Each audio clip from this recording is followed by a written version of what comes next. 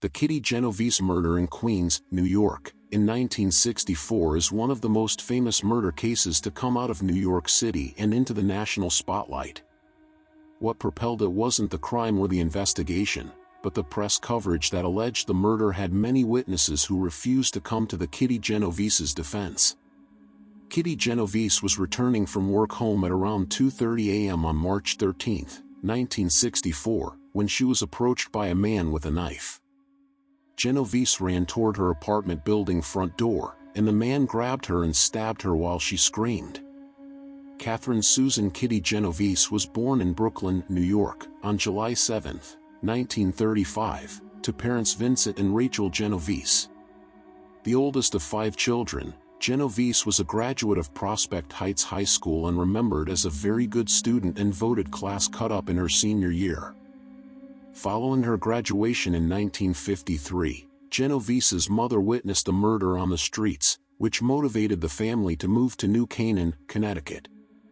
Kitty Genovese, however, remained in New York City, working as a secretary at an insurance company and working nights at Ev's 11th Hour, a bar in the Hollis neighborhood of Queens, first as a bartender then as the manager, prompting her to move to Queens. A decade later, Genovese met her girlfriend, Mary Ann Zelenko, in a Greenwich Village nightclub. The two found a second-floor apartment together in Kew Gardens in Queens, considered a peaceful, safe area to live. Mosley had spotted Genovese at a traffic light while he sat in his parked car and then followed her home. He had been driving around Queens looking for a victim but gave no motive for the attack. Mosley was married with 3 children and had no prior record. Later interrogations would have Mosley confessed to several other rapes and 2 other murders, those of Annie Mae Johnson and Barbara Kralik. Mosley was sentenced to death on June 15, 1964. It was reduced to a life sentence in 1967. He would later claim that a mobster executed Genovese and he was only the getaway driver.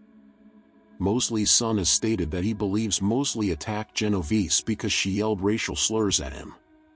Mosley died in jail on March 28, 2016 at 81 years old. A neighbor, Robert Moser, yelled out his window, "Let that girl alone," causing the attacker to flee. Genovese, seriously injured, crawled to the rear of her apartment building, out of the view of any possible witnesses. 10 minutes later, her attacker returned, stabbed her, raped her and stole her money. She was found by neighbor Sophia Farrar, who screamed for someone to call the police. Police arrived several minutes later. Genovese died in the ambulance on the way to the hospital. The murder of Kitty Genovese is credited as one of the factors that pushed the emergency 911 system into place, after New York City officials joined in a national effort involving officials in other cities. It became the national emergency number in 1968. If you like my video, please subscribe to my channel. Thank you.